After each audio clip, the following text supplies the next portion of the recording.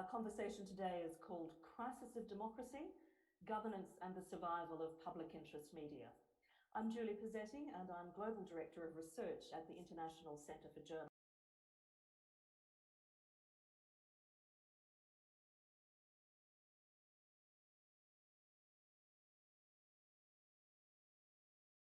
To which many people are registered.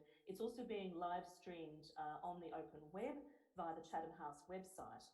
Our hashtag today is CH Events, and you can put your questions if you are registered in the Q&A function.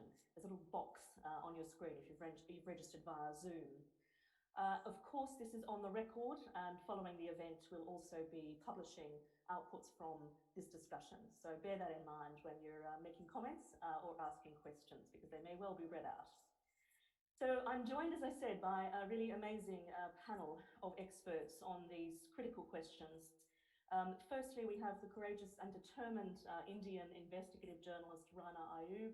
She has won more awards than I can list, particularly in recent times for her courageous reporting. And she's a columnist with the Washington Post, among other publications. Alan Rusbridger, who's the Guardian's ex-editor-in-chief, a post he held for 2 decades, which is quite extraordinary, before becoming principal of Oxford University's Lady Margaret Hall. We have Professor Emily Bell, who's the founding director of the Tao Centre for Digital Journalism at Columbia Journalism School, and His Excellency, the former 2-term President of Ghana and Chair of the African Union as well, John Kufuor. Then also Nishant Lalwani, who is Managing Director of Luminate and who leads Luminate's global strategy for funding of independent media. We'll hear more about that as the conversation continues. So we're going to begin our chat soon, but I just want to set the scene for our discussion before we start. Some thoughts that I've pulled together over the past 24 hours or so. So we know that free, independent, critical journalism remains a pillar of transparent and accountable governance. And we know this not just because of the long history of public interest media investigations, exposing injustice and corruption and incompetence, and often also crusading for social justice.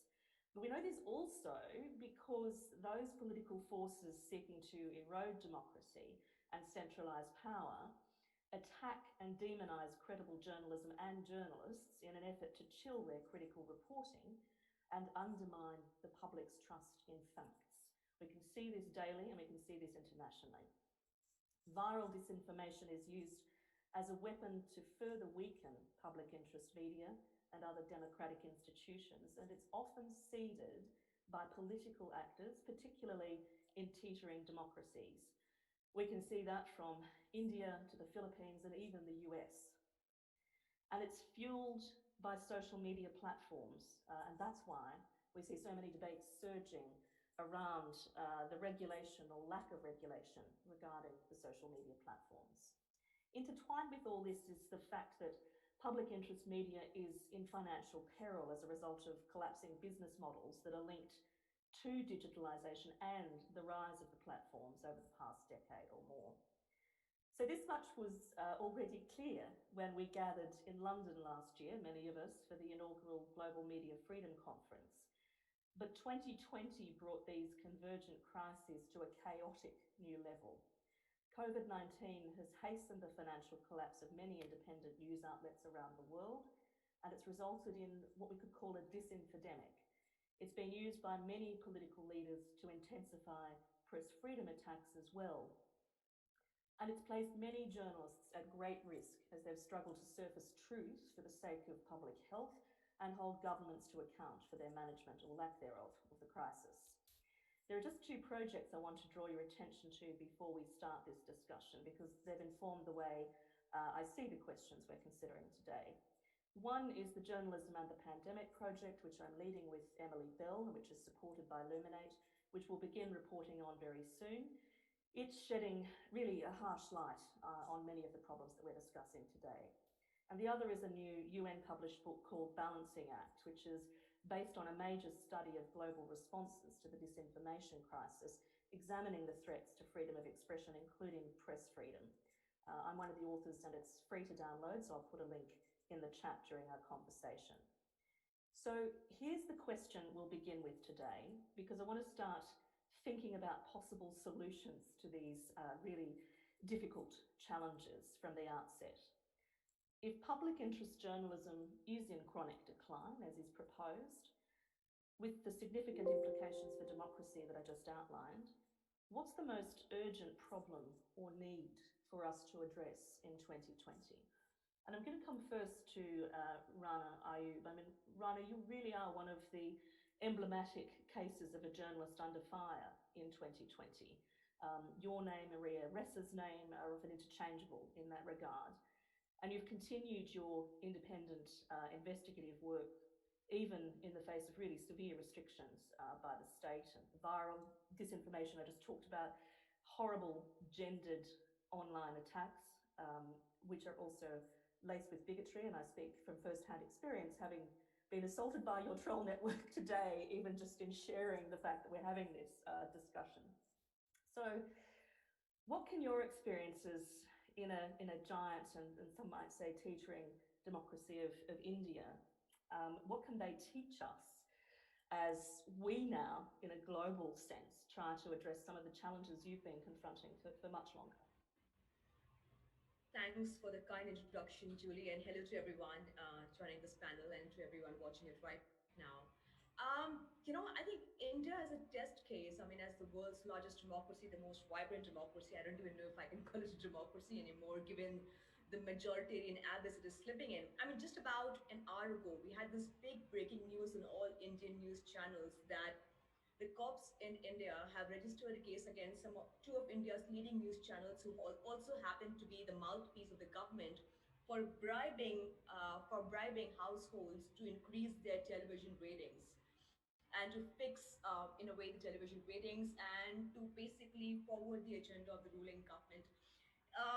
At this point of time, never before in the history of, I mean, in the country has media uh, played a more important role, because especially in the time of the pandemic, we actually have no independent media. We have a craven media. Mostly our television news channels are mouthpieces of the regime, like most dictatorial regimes. Um,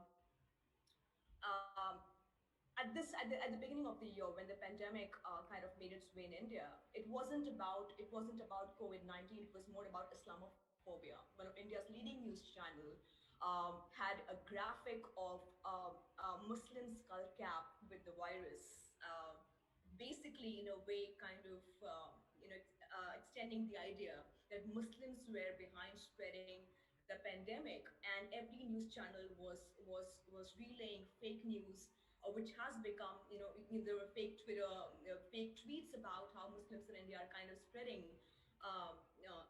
COVID-19 and coronavirus in India. Our news channels, of course, I mean, it's very difficult to differentiate trolls, which you might have experienced. Every time I retweet something, the trolls come out of nowhere.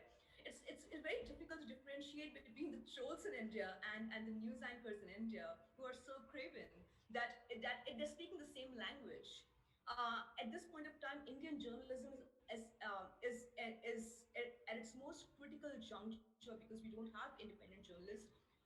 Those who were critical have been, are either independent journalists or contributing editors. They've all lost their jobs since 2014. I was jobless for about 5 years till Washington Post hired me. I mean, and ever since the Modi regime has come to power, I've hardly written in any Indian publication. I'm only writing for foreign publications, and that speaks volumes of how much this government, allows our news media to take critical views. There are hardly any critical views in the Indian media, and I think I mean, the fact that every day the attack on Muslims, minority, the lower caste in India is not prime time, but something about, Muslims kind of trying to overthrow the the Hindu regime in India, and terror plots and fictitious terror plots that are becoming our headlines on our news channels. So we are in a disarray, and there are, of course, journalists. There are journalists, unsung journalists, who are doing their jobs. But at least in the last 1 week, India has arrested, sent behind bars, 3 journalists who were critical and who were questioning the dominant narrative by the regime. Last week, a brutal gang rape of a lower caste girl took place in India.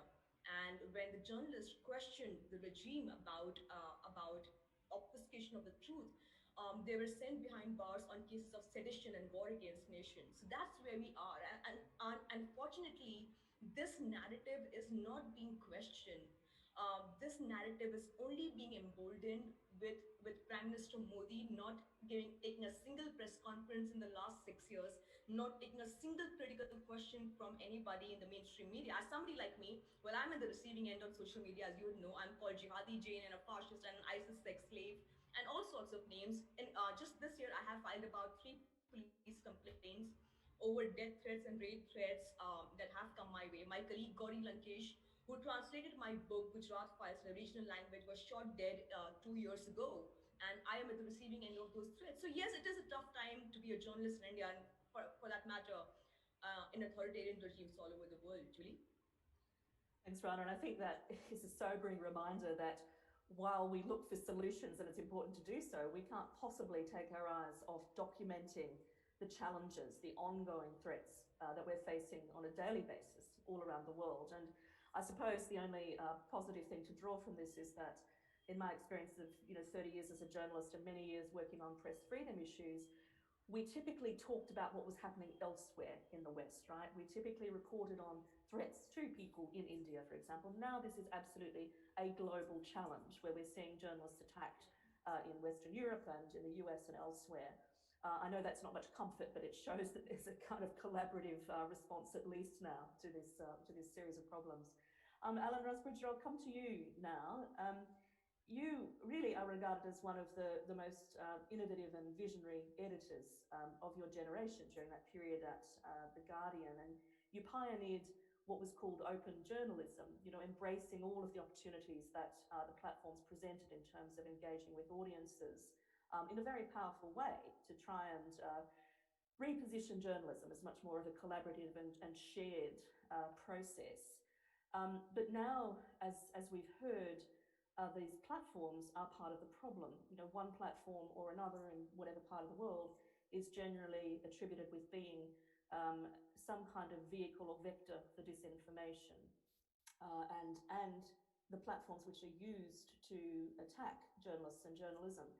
So I just want you to put yourself back in those editors' shoes for a minute and perhaps talk to us based on all of your experience about how you might be telling this story and what suggestions you might be putting forward through, say, editorials as a way of dealing with this crisis as we see it. And I think I mentioned at the outset that you're also, of course, one of the inaugural members of the Facebook Oversight Board, which is certainly contentious. That is the role of Facebook in all of this. So there's the context. Can you tell us how you're thinking through these issues, the challenges facing public interest journalism?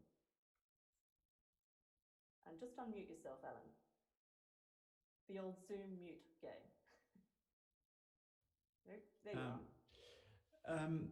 So let's begin on a hopeful note that I think one good thing that has come out of COVID is we realize how terrifying it is to live in a society that doesn't have agreed facts, that it's very difficult for policymakers to get the consent they need for the actions that are needed if you have got information chaos.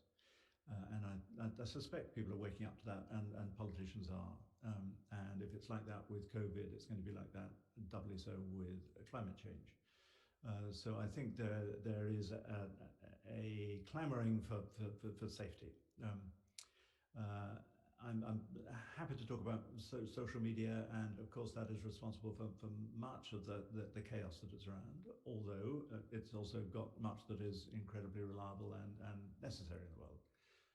And although we haven't yet opened our doors with the Facebook Oversight Board, the work that I've been doing so far is a reminder of how complicated these issues of free speech and the balancing issues in them are. And I realize why we all wanted to solve this by next Tuesday, but we're not going to solve it by next Tuesday. This is a 300-year-old tussle. and if we're going to get it right, then we have to tread with care. But I'm really interested in the question why you would think this was the classic moment where traditional journalism would be a safe haven, a harbor where people would flood back and say, actually, we need that because they are the people who give us the unvarnished facts. And in many countries, this of course varies from country to country, and it's not just to do with journalism, it's to do with the degrees of social trust in countries. So Scandinavia and Nordic countries look very different from some other countries just within Europe. But we have got this crisis of the economic model, but we've got a crisis of trust in journalism. And I think that's it's something that journalism needs to address by addressing this question of what is the public interest, what is the public service that they are providing. And it may be that a lot of the past won't be a guide to the future. So in thinking about techniques of trust, it's too common for journalists to say, well, look, I'm a journalist, I went to journalism school, I'm a professional, you've got to trust me, rather than thinking about some of the techniques of trust that I see going on in the best forms of social media. So I think journalists have to realize that the journalism, say, that is practiced on The Sun or the Daily Mail is very different from the journalism in many respects that is practiced on the New York Times or the BBC. They're different ideas of what journalism is. We saw that in the Brexit campaign when most British newspapers decided that their job was to get the result they wanted rather than inform people about both sides of the argument. They're different ideas of what journalism is. So there's that battle for trust. There's obviously the battle for the economic model, and always bearing in mind that there might not be one for a lot of journalism. And if there isn't one, but society needs the information, at the beginning of the conversation, then that's what a public service looks like. That's what a lighthouse is, or an ambulance service is. This is something that society needs, but there isn't necessarily a market model for that. So how are we going to solve that? And there are interesting experiments around philanthropy, charity, and government support, which will be interesting in the future. But I wanted to end with saying that you would think that in the middle of this crisis, a really thinking government would say, well, what is most important is a well-resourced, trusted network of news, local, national, international, that people will go to, which doesn't feed the problem of polarized models and polarized debate that attempts it to be broadly impartial and serious. And you would try and create something like that. Well, the irony is that in Britain we have such a model. It's called the BBC. It's the most trusted news source in the country. And yet the government is choosing this moment, instead of shoring it up and saying that is the most precious thing we have, it is currently doing its best to undermine it and to suggest that the sort of people who do the sort of journalism that we saw throughout Brexit ought to be parachuted in to change it and to make it more like Fox News. So we're living at a moment of sheer madness in political thinking, where they can seriously be thinking about vandalizing the one business model and journalistic model that we should be treasuring. And I think if anybody watching this would rather live in a society informed by Fox News style journalism rather than BBC news style journalism, and thinks that that is better for society and then for democracy, then I think such people have a kind of death wish for our society. I suppose we could add to that people who want to live in a world with unmediated content via social media platforms too. So it's both about the quality of professional journalism and the genuine public interest, which is a difficult thing to define, but public interest journalism in combination with an approach that ensures that such journalism can be appropriately surfaced in the places where most people are getting their news. And let's come back to that conversation, Alan, because it's an important point. And I'll just add some texture from Australia, where you can tell from my accent I'm from. And I spent 15 years as a journalist and investigative reporter and editor with the ABC in Australia. And unfortunately, the ABC is probably 5 to 10 years ahead of the BBC in terms of experiencing massive and ongoing budget cuts from a punitive government or a series of punitive governments. So we can see in that country where really that trusted public broadcaster is in peril. And we have the increased dominance of the Murdoch media in Australia, which is the prolific publisher of news content there. So all around the world there are different examples of the way this is playing out, but it's a really important theme. And in the US, for example, the notion of government-funded broadcasting as a public service, as distinct from some pernicious state broadcasters, is a challenging concept to address as well. Emily, I'd like to come to you next. Emily Bell, you're a journalism professor in the US at Columbia University. You, of course, used to work with Alan at The Guardian. There's lots of intersections here. And you were a pioneering editor of engagement and audience collaboration in that respect.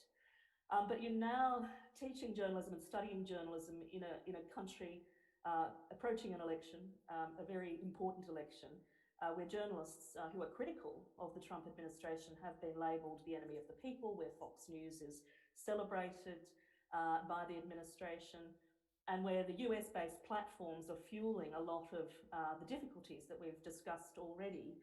So if we are to try and arrest the decline of public interest media and democracy as they intersect, where do you think we should start?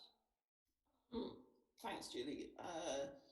So I think that both Rana and Alan have said some very important things about current context, where we are, and really what the problems are. But I think there's a big thing that's happened, which is really the control of the media has totally changed in a really very short period of time.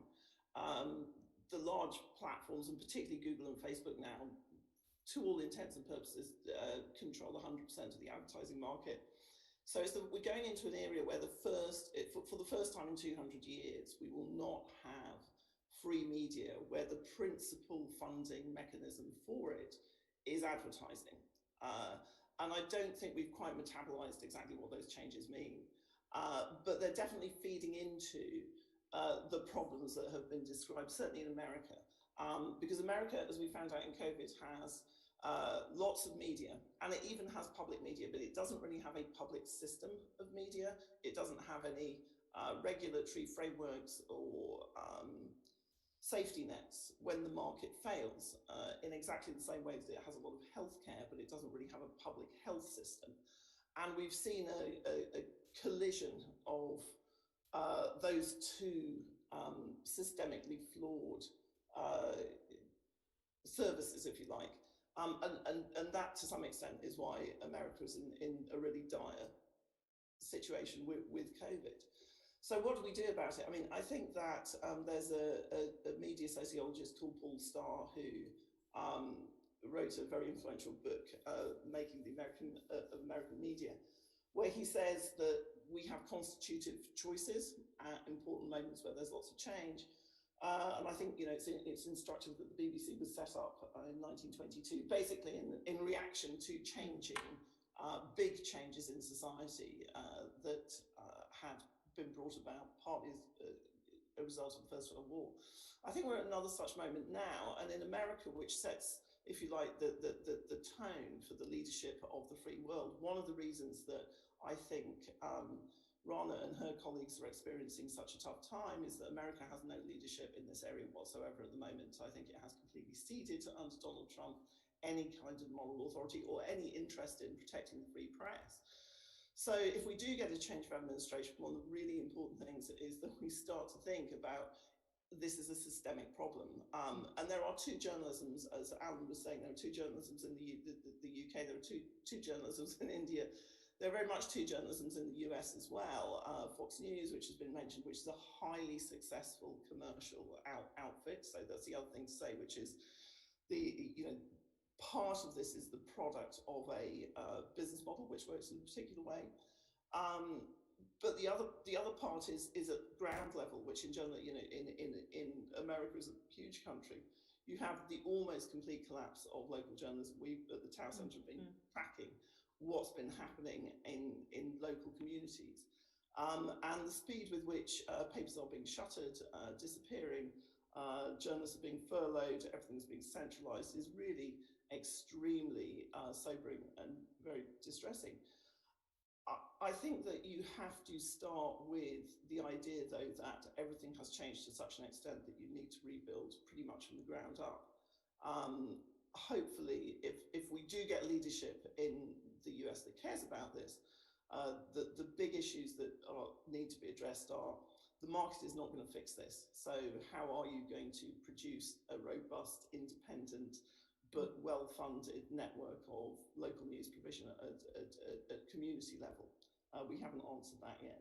The second thing is, how do you regulate the platforms? I'm delighted that people with Alan's insight are sitting on the Facebook Oversight Board. But Facebook Oversight Board's limitation is making Facebook better.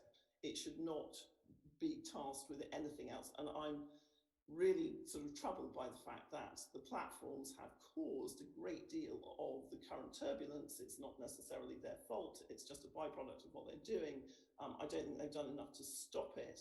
But they're now in a position where they are trying, I think, to stave off regulation, partly by reshaping markets in the way that they think they should be reshaped. So they are generous to journalism on the one hand, but they're actually standing in the way, I think, of more systemic reform and a better system of public media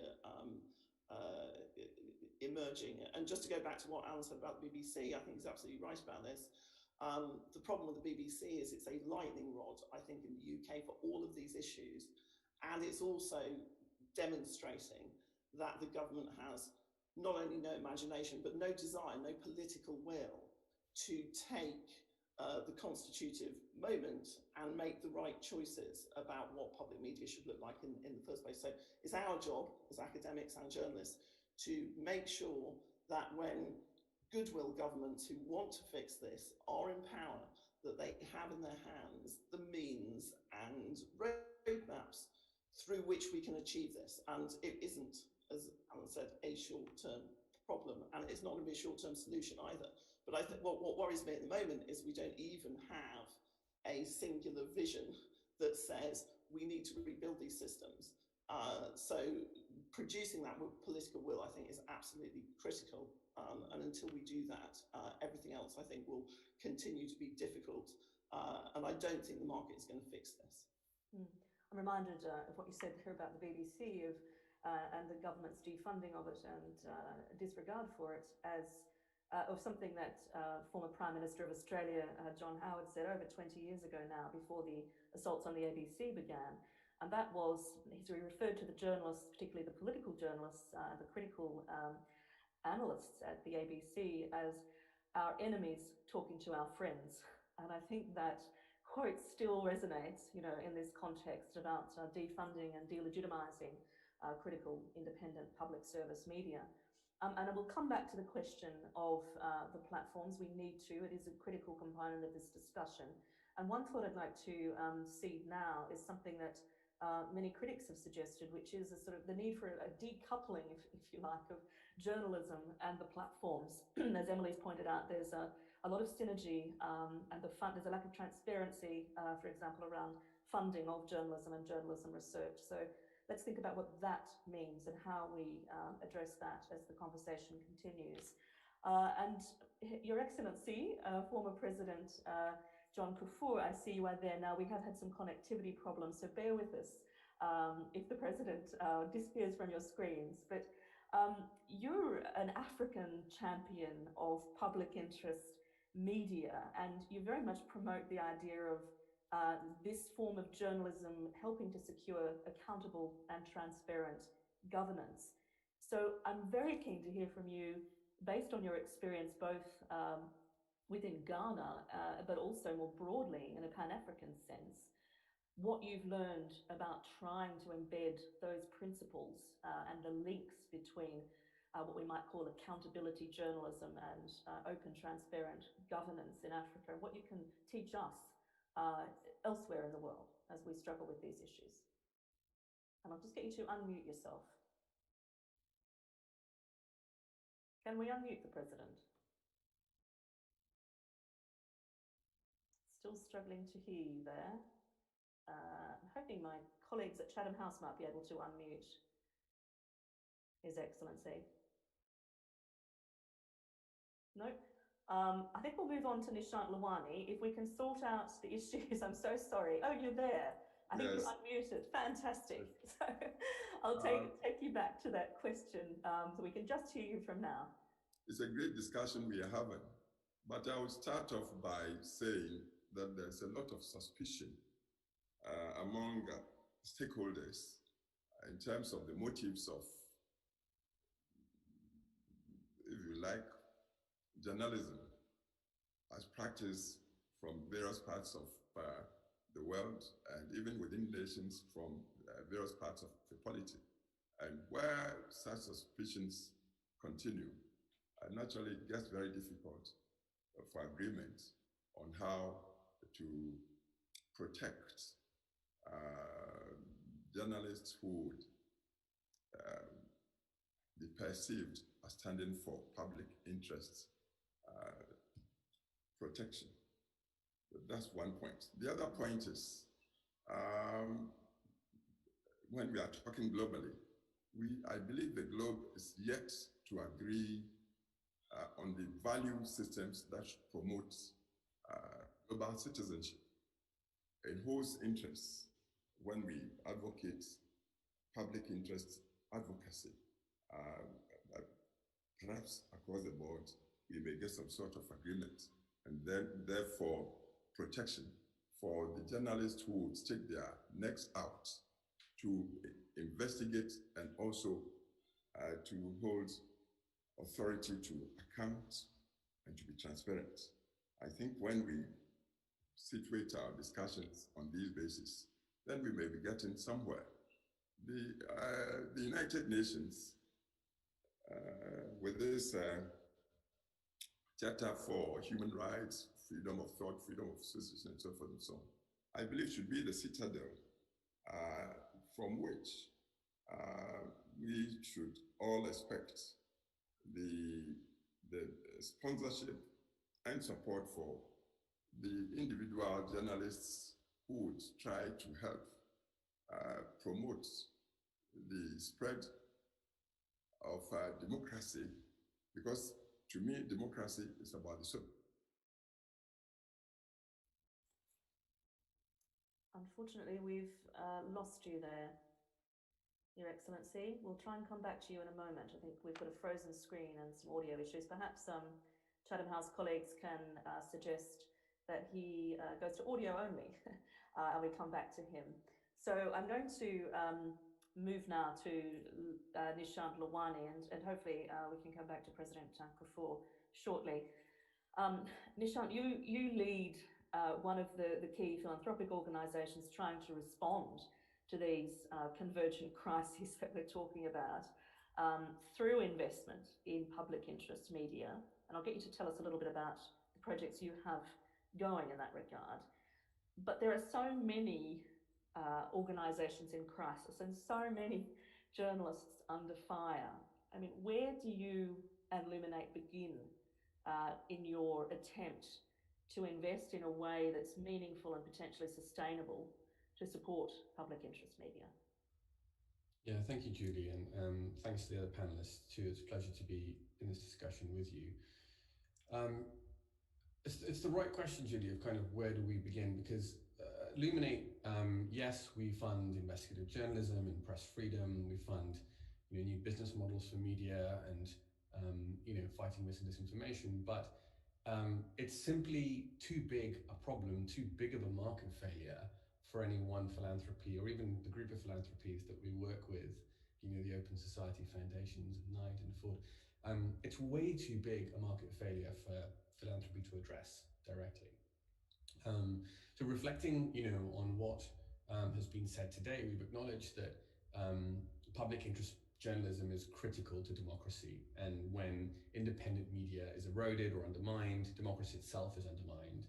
We've addressed the fact that public interest journalism is in trouble, that there is a market failure, that the advertising model of the internet has eroded the revenue model for journalism, and also that COVID is adding to those troubles. If you look at the US alone, since 2004, 1,800 news titles have closed. That's about 100 a year, a little more. Estimates are that COVID have doubled that rate, and that's in the United States, where advertising revenues are actually higher per view than in Brazil or in India or in the many other countries which are suffering more from the undermining of their economics. So there is a huge market failure, and what do you do when you have a market failure for a public good? Well, you bridge that gap, you support it, you fund it, and then you try and find a solution to that market failure. And that's what we need to do now. Otherwise, we risk irrevocable damage to our democracies. I'd say we already have experienced some irrevocable damage to our democracies during the last 10 or so years. So to do that, we need a lot more capital flowing in to support independent journalism around the world. And there's already, philanthropy and aid that does this, but it's sort of wildly insufficient, especially outside the US and Europe.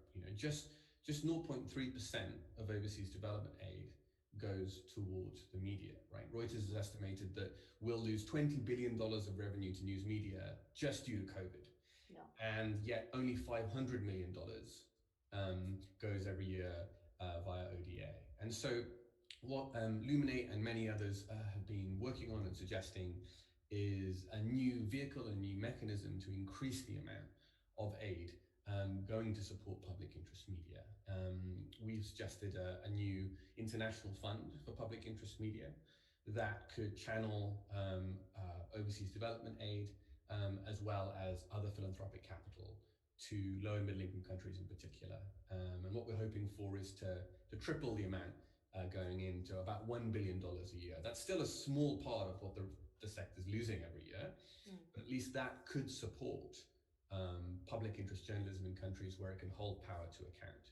It could also provide a vehicle for donors who perhaps haven't contributed to the media before to do so. It's risky, it's difficult to fund the media, it can be political. So you need an independent kind of arm's length institution.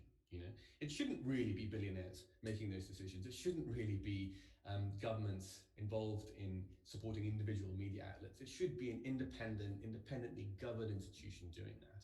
And that institution, we hope, can also experiment with new business models for media so that we can actually think about and experiment with new models that can solve this market failure. But that's not going to happen overnight, as Alan was saying. That's going to take time. And once we find those models, we're going to need to fund them. We're going to need to scale them up, to replicate them, figure out where they work, under what circumstances. And we hope that the International Fund for Public Interest Media can contribute to all of these things. Thanks, Nishant. And I would argue that there is a role for government in supporting public interest media. We see that through public service broadcasting, for example, in stable democracies where it's supported. The Canadian government has made some recent investments that are interesting. But I think you nailed it in terms of the concerns of independent experts, and this aligns with what we recommended in terms of responding to disinformation in that UN book, The Balancing Act, which was that there needs to be a genuine investment by private companies, including the platforms, by a whole range of other donors, but it needs to be utterly independently governed, and that involves hopefully having members of oversight boards who are not, recipients or beneficiaries of direct funding from those platforms. That's something else that comes up as well. And we'll come back to putting some meat on some of those initiatives a bit later. But President Kufuor is back with us, audio only, I'm told. And I've also been asked to make sure, President Kufuor, that your aide knows that she has to unmute you so that we can hear you. If you are there, raise your voice and we'll come back to you. Okay. There you are. Yes, please pick up. Yes, I started off by saying there's a lot of suspicion around the world of motives sort of backing reportage through the media There's no doubt at all that we need public interest media to help us access objective information, which should be there to empower the citizen, to hold governments and governance generally to account, and also to give transparency, so that we get good governance for the people. And so because of that, early in the century, the African Union, for instance, set up a body called peer review mechanism, including the principles of which included free media in the various countries, so governments would truly be accountable and transparent to the governed. Ghana was the first, that's during my tenure, to have submitted itself and the government to the review by the peers within the African Union. And I believed that contributed a lot to give good governance to the people, at least during my tenure of 8 years. Other countries followed Ghana, and as I speak, there must be about 30, perhaps even more, countries around Africa, which is a very big continent. The Union has a membership of about 55 nations, which are lined up to submit their governance to review for good governance. So we are perhaps plodding along, as I said. But when we move into the global context, then I would say that the formidable enemies to public interest journalism include the geopolitical giants of the world, which still think in terms of their spheres of influence, and which would skew truth to promote their ends. There are also the religious, theocratic elements that wouldn't allow people who do not subscribe to their concept of governance of the world to come out to tell the truth as the individual journalist would investigate and expose.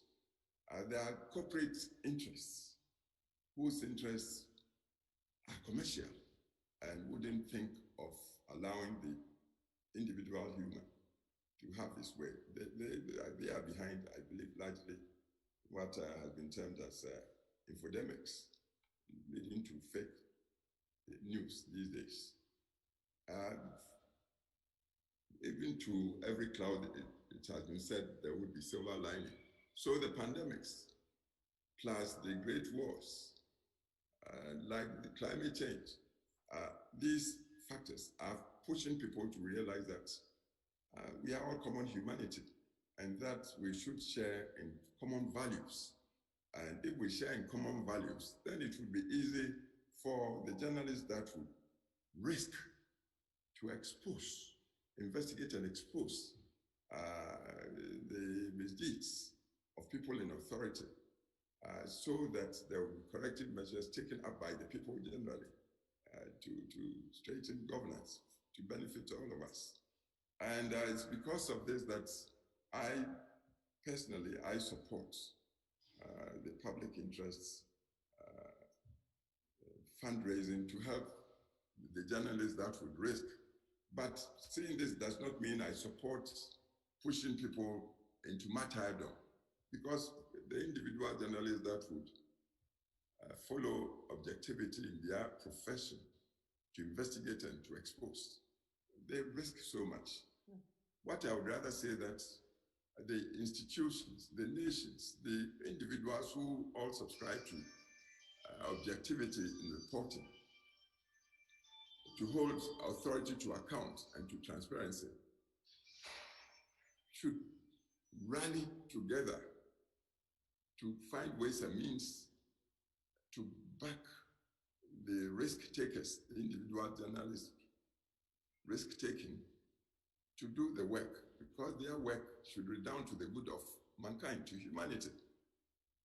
And in this regard, I believe that one major institution that should be encouraged to lead, and not lead just by sentiment and statements, but by substance should be the United Nations, which after all is the home of the Universal Declaration of Human Rights.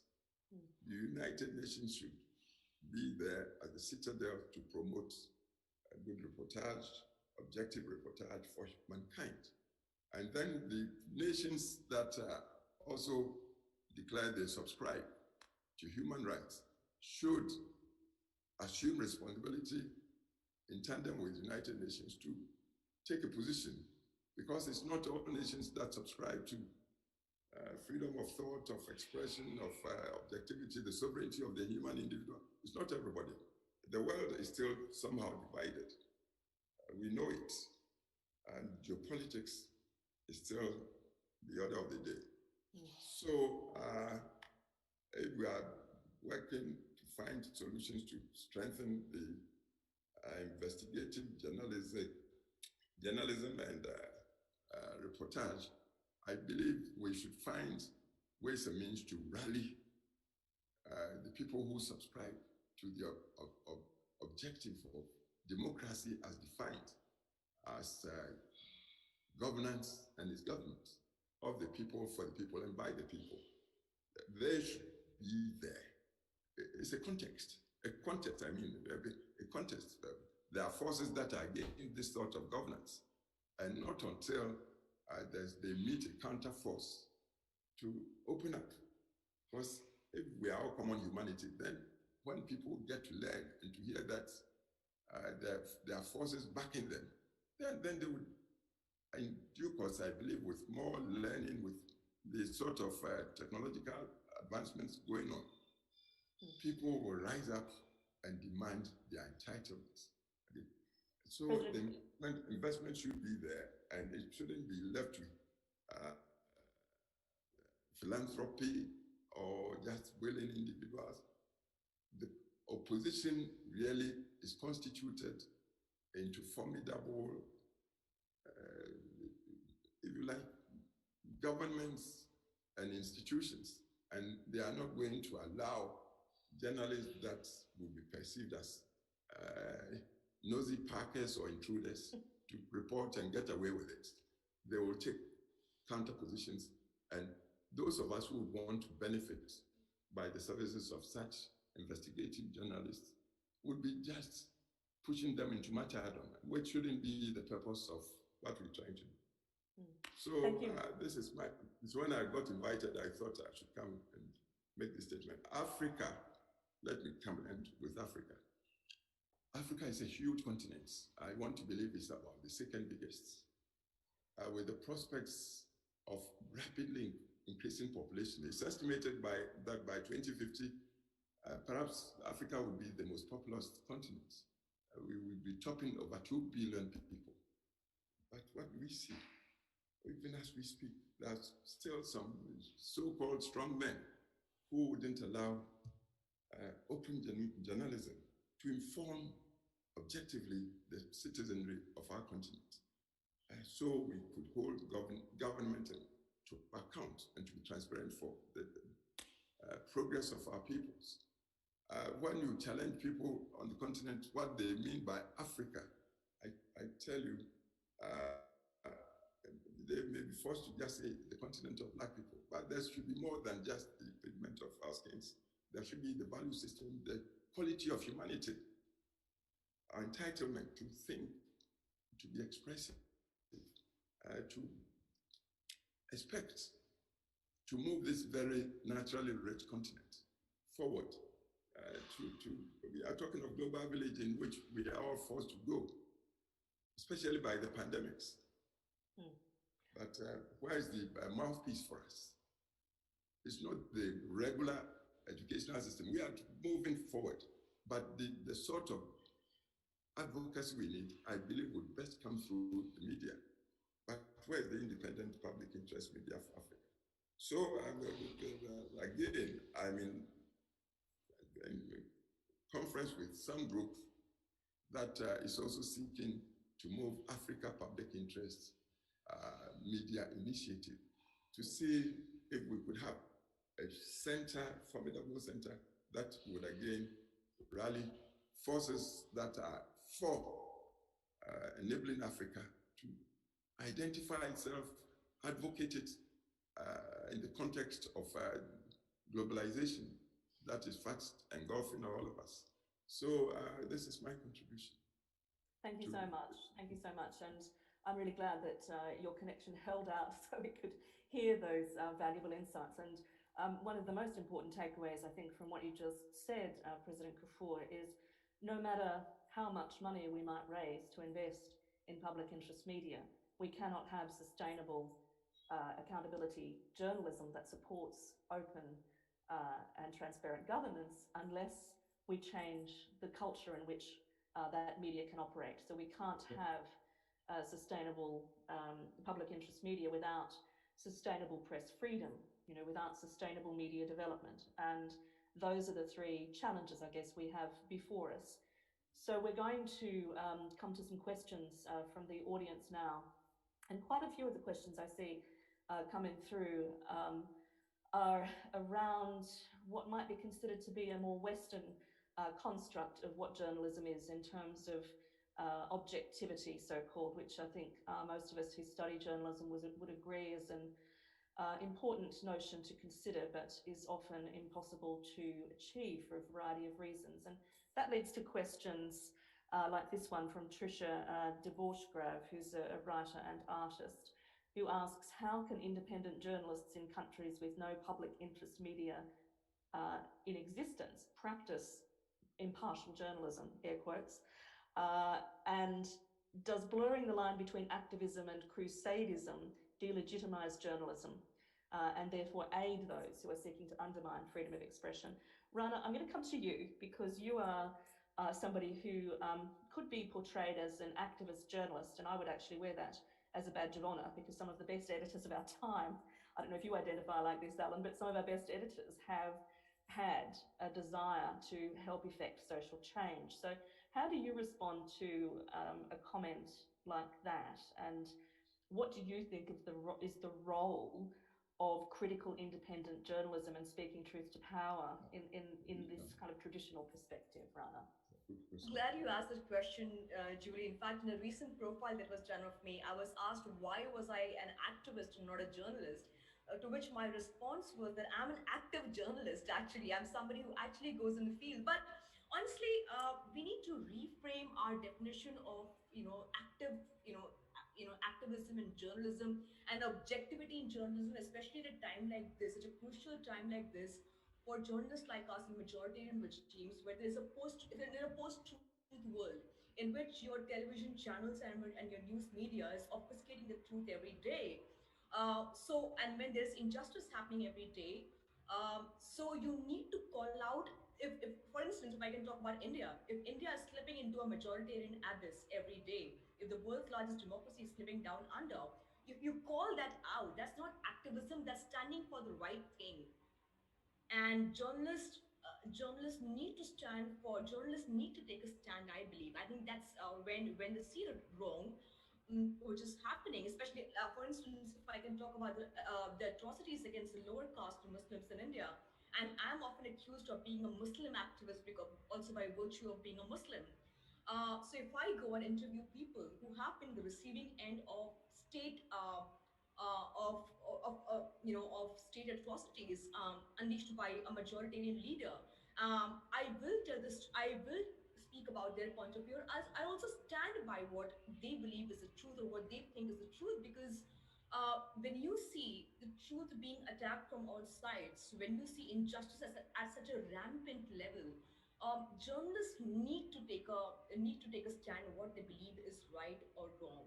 In India, the lines are blurred. In India, we don't really have journalism as such. We have WhatsApp forwards, which have become the new journalism. We have Facebook posts and Twitter posts, which have become the new journalism. And when journalists like us call out fascist leaders like Narendra Modi, when we call them out, we are being labeled as being too radical in our view of. So I don't know what is too radical. If you call a fascist leader, is that being radical? I think as a journalist, it's my responsibility to point out to my reader that this is who he is. When most of the media has prostrated before those in power, I think some of us have a greater responsibility in calling out fascism and majoritarianism and telling the world the story of what's happening in democracies, whether it's India or it's America or in Britain, because these are like mirror images of each other, where independent journalists are being delegitimized on social media platforms, are being delegitimized every day. So I think it is. I think the lines are really blurred in what is really activism and what's journalism. But I still maintain that journalists really need to hold those in power accountable. And if that's activism, so be it. Mm. So journalists need to use concrete language, and through investigations, often we can reach conclusions, I guess is the other way to think about that too, Rana. Thank you so much.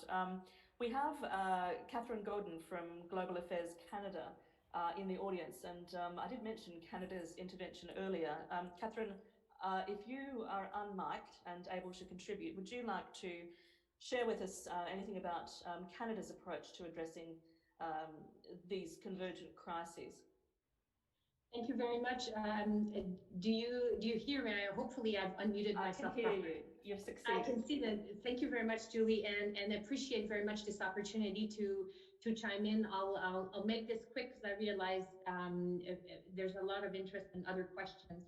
I guess what I wanted to offer in terms of our perspective is that obviously Canada was really happy to join the UK last year in organizing the conference that you referred to earlier on, the Global Conference on Media Freedom last year. And before we were involved in those efforts, we had been working multilaterally on freedom of expression for some time, access to information. What is very striking and what I see in the conversation today is that what used to be niche issues, media sustainability, a healthy media ecosystem, these issues are no longer niche issues. They're truly global. They're truly come to the fore. There's a number of conversations going on. In my view, all of them very much required to engage the stakeholders, the media practitioners, but also states and the multilateral system. And so bringing those players together is truly what's happening right now. And we've tried to play our part in this.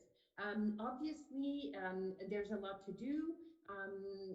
Earlier on, it was mentioned that the needs are great.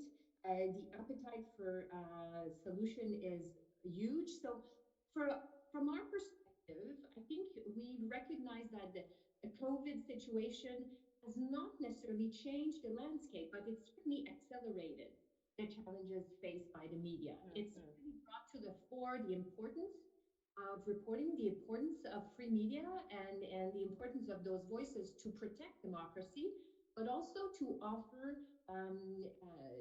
and ensure that the empowerment of citizens is truly available for them to, if only, be aware of the solutions to address the pandemic. But obviously, it's much bigger than the pandemic. The pandemic offers an opportunity to reinforce the visibility and the importance of those issues. So from a Canadian perspective, what we've tried to do is get involved in the context of multilateral setting because we think that norms, hard or soft norms, need to be really addressed. And the multilateral setting remains an important context to be involved in the Human Rights Council, despite all its challenges. We certainly value this as an outlet, but perhaps in two other ways. One, it's to create a media freedom coalition to really generate a conversation among states, solicit their energy and their engagement on this from the ground level to protect journalists that requires protection, but also just connect with an advisory network of journalists to bring that conversation in a more live way and take the opportunity for a first ministerial meeting to when the next global conference on media freedom takes place. And that we is currently scheduled for November 16. As you can imagine, the type of event that took place in London in 2019 will not be possible. So all of this will happen from the comfort of our respective homes in a digital fashion. But certainly we'll want to look at some of the issues that are addressed today. looking at the impact on COVID on a healthy ecosystem, the challenges posed by disinformation. There's a plethora of issues, but certainly our engagement, which predates the pandemic, has only been reinforced by what we hear today, and the preoccupation as a state. We try to really enhance the visibility and the potency of our preoccupation right now, just making sure that it's heard by states and that we increase the engagement on this side. But I don't know if it provides an additional perspective, but we certainly don't want to be, alone in addressing this. We really wish for having a really huge companionship of other states' engagement. Okay, that's really great to hear. In fact, one of the questions we had from the audience, which is one that hopefully we can take on board and keep asking in the lead up to your conference, comes from Caroline VM, who's asking what we should expect from this Global Media Freedom Conference in Canada on November 16. Concrete actions. And when I addressed that conference last year, that was one of the questions I asked, was what can we concretely get from this? And I think the same is true for UNESCO's World Press Freedom Day, which will this year be celebrated in December. There's a lot of initiatives. What can we actually try and achieve? We're going to go over time a bit, as you can no doubt tell if you're still with us, because we had such interest and some important interventions from speakers as well. And I have a question which is probably best put to you, Alan Rusbridger, from Stella Howe. And I say best put to you because it's regarding Julian Assange, the founder of WikiLeaks, who's facing multiple decades imprisonment potentially in the US. The question is, what is your opinion of that case? And so, is the WikiLeaks trial, if you like, the Assange trial, bound up in these questions? And I'm putting this to you, Alan, for those who don't know, because you, of course, worked closely with WikiLeaks and Assange in some of the early reporting that flowed from his revelations. Your microphone's muted.